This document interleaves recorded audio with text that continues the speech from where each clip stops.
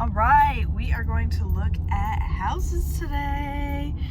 We're gonna go see 5 or 6 or so houses. We're in the first neighborhood now. Excited to go see our realtor. Any thoughts, Sean? Hopefully something sparks with us. Yeah, I mean, you see things online, but they look really different in person. So we're gonna take you along for the journey as much as we feel is appropriate, while still honoring the privacy of people who these are actually their houses. So let's do it. So we just saw the first house. It is in our favorite neighborhood, and we found out the other house in this neighborhood we can't see until Tuesday. So it's the only house we're seeing in our favorite neighborhood today. It's very inexpensive, and it's kind of just like a Oddly inexpensive. It's kind of like a cheaper house, kind of cheaper finishes. How are you feeling about it, Sean? It checks a lot of boxes. It's very interesting. The backyard is not what I expected, but as I stood in there for a little bit longer, it was better than I realized. Yeah, it's like a wedge-shaped yard. So you can see at least 15 houses from the backyard. Yeah. But it's not as bad as I thought that would mean. Yeah. It checks a lot of boxes. It is, she made a good point. It is an upgrade from our current house. Mm-hmm, room-wise. But is the upgrade worth the squeeze? Yeah, so it's got 4 bedrooms, all upstairs, a laundry room, it has a loft upstairs, and it has an office downstairs. So that's kind of our requirements, our dream wish list: 4 bedrooms, a playroom, and an office. It has all of them. But it's only 2250 square feet, so it's just the downstairs. There's not much to it, just one great room. And so we'll see. I mean, the big problem I have with it is that the floor is really gross upstairs and down, and the kitchen is just really bad, like a man designed it. It's black, cheap looking, and like a weird corner kitchen, no island or anything. We're not afraid to redo a kitchen. Yeah, we like to redo a kitchen, but I don't know if it would be worth putting the money in this neighborhood, considering the houses are only 3 or 4 years old. I don't know if we would want to be gutting a 3-year-old kitchen. I know that we wouldn't get our money back out on the resale on that one. So we are driving to creep on house number 2, which is actually our favorite house, but we can't see today. And then we will go to the other neighborhood. All right, so we just left house number 2 in neighborhood number 2. It is a 3-story house. So the first floor is half garage, half like 4th bedroom / bonus room with a full bath. The main floor had 2 living rooms, a small kitchen, a dining room, and a very small office. And then the top floor had 3 bedrooms. So Sean, how do you feel about this house? Well, she neglected to mention the double back screen porch. Stacked 2 porches with a big wooded yard and a pond access. That was very intriguing. Yeah, really good yard. The house is very cool. This one, unlike the last one, definitely an upgrade from what we have. It's just an odd upgrade. It's kind of a weird layout a little bit. It's kind of a weird layout, but it meets all the boxes, I think. It checks all the boxes for what we want. It's very interesting. Yeah, and a good price, I think. Price is good. Price is good. Price is what we can get for our own house, which is breaking even. Yeah, it would be the same price as what we're selling our house for, and it would definitely be an upgrade. So, and there was projects, but we could definitely live with it for a while and then do a few little upgrades as our kids allowed us to. So, all right. House number 3, Sean. It needed a lot of work. What I said is, if it was us 5 years ago, we had no kids, it'd be fun because I see a lot of potential for fixing it up, doing projects. The yard was good. The backyard was really cool. It was on a small pond. We liked it a lot. It would have been a great house for us 4 years ago when we bought our house. Lots of projects. Yeah. But it also, at the same time, we never would have bought that house 4 years ago. It's almost 3,000 square feet. But it just had too many weird intricacies that needed major work soon. Yeah, it was kind of not unlivable, but it's been on the market for 250 days for a reason. If it had a big playroom, I would be not pushing for it, but leaving it on the list. But because it didn't have a natural playroom and it needed all the work, no playroom, no office, It had rooms that could be that, just nothing easily. You'd have to put up walls. Just not really for us right now. We can't do it.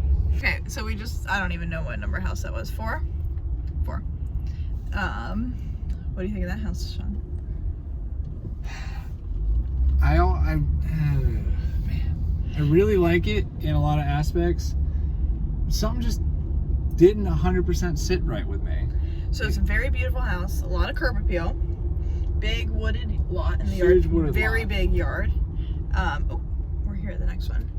But definitely felt older and felt more like... It felt more like our parents' type house, and I just don't feel like that in my life right now. Yeah, but we would need to. It was very grand, very big, very old. Or not old. It was built in 2005 or something like that. But it felt older. Okay, so we're done with the houses on our list, except the one we can't get until Tuesday. But our realtor wanted us to see some new construction in the same neighborhood, like a part 2 section on the back. And it is really hard to walk through some 90s houses and then walk through new construction. It makes me so mad because it just looks so nice. It looks so nice. Yeah, so we'll see. This one was a no because it had power lines going through the yard in a very unattractive way that our realtor didn't realize from the photos. Obviously, they cropped that out. So we're going to go see a couple more. But who knows? Maybe we end up in new construction. There's a lot of pros to living in new construction with young kids. I mean, obviously we have to take into consideration our business and what we do and how we have flipped our homes and all that stuff and what we could still do in a new construction home. It's just, man, it's hard to pass up. It was really nice. So we just saw 3 new construction houses at the sort of back of the neighborhood. They're putting in new houses. It's really hard to walk through a new construction house after having been in all these like 90s houses. It's like, especially this neighborhood, the front is like the older houses. The new construction houses are beautiful. They're big, they're spacious, they're slightly more expensive, but they're still technically in budget. They're just so nice, but the problem is they come with this much yard. Yeah, they have, I mean, these all backed up to woods, but they all have like a strip 2 foot wide of grass. And that might work for some people, like good for you if that works for you, but I think that's not gonna work for our family. If you've been following along with us for a while, you know we have a big backyard with a giant lake in the back. So a sliver of grass is not gonna cut it. Feels like a really big downgrade. And I like a neighborhood feel, I like being close to other houses, but I don't think that I want no yard. I don't think I can handle that, and like I ended up just walking through these just being like super like, yeah, this is great, wonderful, knowing that was never gonna happen. It's not an option. I'm glad we saw them. It's good information, but it's not an option. We just visited a house in our favorite neighborhood. It was actually a house that we saw in March. We stopped by for a random open house when we were just randomly cruising the neighborhood. And we didn't really consider it then. We weren't serious then. But it's still for sale thanks to COVID. And it has a lot of potential. It has 2 things that I would really want to change right away with a contractor, which would be making an upstairs laundry room and adding a screen porch. But it's a really big playroom and it has 4 real bedrooms. The kitchen's really nice and it has a really nice sunroom on the back. What do you think, Sean? Yeah, it's got a lot of really big pros. It does have a couple of the things that we call major cons, but if we could adjust them, it would work really well for what we are looking for. And the yard, while not backed up on big grand woods or a lake, it is big and grassy, and it does have woods catty corner adjacent, and the house across the street has a giant pond behind it. You can see it from the double front porch. So we could make it work. And it's a really nice detached 2-car garage. That'd be a really good workshop. So we'll see. Okay, we're gonna go see the second one. No. All right, so we just saw second house in our favorite neighborhood. This is a house we've been watching for a while. It's on a very good lot next to a little pond and a very good location in the neighborhood. Big problem with this house is that it was only 3 bedrooms. So it has some options for finishing a 4th bedroom, either adding a wall, turning the loft into a 4th bedroom, or there's a space in the garage, like an extra 3rd car spot that could be potentially turned into a 4th bedroom. But Sean, how are you feeling? I'm torn. I like the house. The lot's really cool, but I'm concerned about on that house, the cost of it for what it's currently versus what also has to be added. Yeah. And whether or not that would just be a not smart decision to put those 2 like major upgrades in right away at what the house is valued at right now. I'm not sure. Right, so it's kind of overpriced. Basically, they priced it compared to the houses around it, which are all 4 bedrooms, but it's a 3 bedroom. And so it's just a matter of what we think we could get it for. I think if we could get this one for cheaper, it would. I like the house better, but I think it's overpriced and we don't want to overpay for it. If we could get it for a kind of like significantly lower price, it would be my first choice. If it had that 4th bedroom, if it was priced what it was and the 4th bedroom was already done, I think it would have already sold. So that's just what we gotta figure out. Definitely. Both houses have something that scares people off. And this one is that it needs some major additions or contracting work that nobody can do themselves right up front. So we'll see. All right, so we just saw a house that just got listed on the market yesterday in our favorite neighborhood, but it's in kind of a different section. I hadn't really been, not considering, but we hadn't really looked at it very much. It's just kind of a cheaper section of the neighborhood. Less expensive. Cheaper finishes. Cheaper finishes, less expensive section. The house backs up to thin woods and is next to kind of just a wooded, there's almost like a lot in between the 2 houses, so there's woods next door, which is really nice. And my neighbor on one side. Yeah, and the floor plan was surprisingly spacious compared to other houses we've seen in this less expensive section. They felt more closed off and small. I was really surprised. I'm surprised at how much I like that. Yeah, I thought it was a very functional house and really liked that. Downstairs open, but also had a second play space downstairs. Office when you come in, 4 bedrooms and a loft upstairs. And a laundry room. And a laundry room. Very intriguing option. Yeah, and it's $40,000 less than our other favorite. So, something to think about. All right, so house update number whatever. 90. We went under contract on our house yesterday, and the house we were going to put an offer in on also went under contract yesterday. So we came out to look at 2 more houses today. One I wanted to see, one that wasn't on my radar but was the same floor plan. And I think we're just going to talk about one of them because between the 2, one was clearly significantly better. So, Sean? I liked it surprisingly a lot. The floor plan, I think, actually is better than the one we were going to put an offer in on. Less grand, but probably more functional. And it's a good mix between the blue house and the brown house. It is a good mix of some of the houses we've seen. It's got a smaller yard. Giant snake.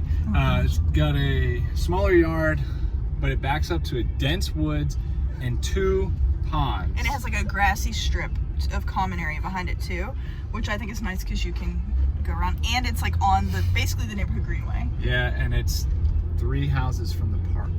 Which is, I mean, this is a 3-block by 2-block park, so it's like Central Park for the neighborhood, and it's 3 houses away from that, so it's really good. Yeah, I think we like that one. I think this is gonna be our house, y'all. So fingers crossed for us. So we had our agent call to put an offer in. Basically, we were about to write the offer. He was just calling the agent to talk on this house, and he told us that they had literally just accepted another offer. Just went on the market on Saturday. Today's Monday. So now we're just going to drink. I don't know what to do. But there's nothing else on the market that we're interested in right now.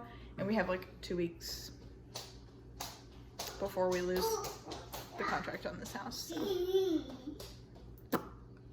Yeah. right, so last you heard, we tried to buy the perfect house. It got bought out from underneath us. We were very sad. It has been 3 weeks, 4 weeks since then. Yeah, a lifetime. A lifetime. We have seen a few houses, but like none of them were even video worthy. Like they weren't houses we would even consider. And so now we're going to go see a house that we have not been inside before, but we actually already put an offer in on and got a counter offer back late last night. And they countered back at the same price, just changed some of the terms. So all we have to do is sign and it's our house. We just haven't seen it yet. We haven't been inside and it's not for sale. So there's not a listing to share, anything like that. This is a girl I hooked up with on Facebook. It's their house that they were planning on listing in April due to COVID. They delayed, and they keep delaying. They have a renter in there, which is why we have our realtors been working with their realtor to try and get us in there for 5 weekends now, 4 or 5 weekends. A lifetime. And the renter keeps saying next Saturday, next Saturday, next Saturday. So we put in an offer contingent on us being able to get in there. So here we are, finally getting in there, hopefully. And we are coming inspector in hand because this tenant has been so difficult. We're going ahead and the inspector's going to do the inspection while we're in there, which is $400. So we better like this house. But we've seen old photos of the house. We've seen a walkthrough video of the house when they bought it 4 years ago. And we've creeped on the outside of it multiple times. Checks all the boxes that we can see from the outside. Yeah. And we know the floor plan is the same as the one we tried to buy a few weeks ago. Yeah. And hopefully it's even better. And yeah, it's got a big grassy fenced-in yard on a pond, and it's a raised house, so the whole underside is like workshop garage. So we have really high hopes. The offer we put in is about $25,000 over our budget, and $45,000 more than the other house was listed for that we tried to buy. But it has solar panels. It has solar panels, and it's raised, which is an expense when you build those, so I guess it adds value. And then the lot, while the location in the neighborhood is less central, the lot is bigger and more private and on a pond. So we'll let you know what we think. We will let you know. We're either going to be hype or like after this, so let you know. Just saw the house that we had already put an offer in on. What do you think, Sean? I'm so glad this is over. It's done. We're gonna buy this house. We're gonna buy this house. We're gonna not sign. Like want to buy this house. Like we technically sort of already bought it. Yeah. We can back out, but we're not going to. Yeah, they sent us a counter offer. We said we would just go ahead and sign the counter offer. Our realtor said he had something he wanted to tweak. I don't know. We'll have to see. We're going to talk to him on the phone because he went to go talk to the other realtor. The biggest problem is the move-in date. Just because of their renter having to leave, it's a little bit later than we were hoping for. 11 days before my due date. But that is like a short-term problem, and I think long-term, the way I feel about this house is a way I haven't felt about many other houses that we've seen, is that I can see us being in this house for 10 years and still being happy and being a good fit. It's not a short-term house. It's definitely like, I'm never going to call a house a forever home because I don't think we're ever going to go to one house forever unless it was a vacation house, but it's definitely a long-term home for us, so I'm really excited. I'm super excited. It looks pretty. It's got good bones on the inside. We're going to do plenty of work to it. Yeah. But it's in good shape. It also allows us to move in and not have to do work for a while because we can't. Yes. It's got a huge workshop space and storage space underneath. The yard is amazing. It's got everything we pretty much wanted. Yeah. So we're really excited. Really happy. Better be the last video. All right. Well, we are officially under contract on that house. Finally. We have a house. After a lot of back and forth, we should be moving the very beginning of August. Everything goes according to plan. 10 days before my due date. So what could go wrong? Yeah, we're really excited. This was a very long, very annoying process for us, our realtor, our son, everybody. we are glad to have an option that we are excited about. We love this house. Yeah, It's gonna be really good. Excited for our new neighborhood and our new house and our new start as a family of 4. Oh, so weird. So thank you for following along. Hope you enjoyed. Thanks. Subscribe. Yeah.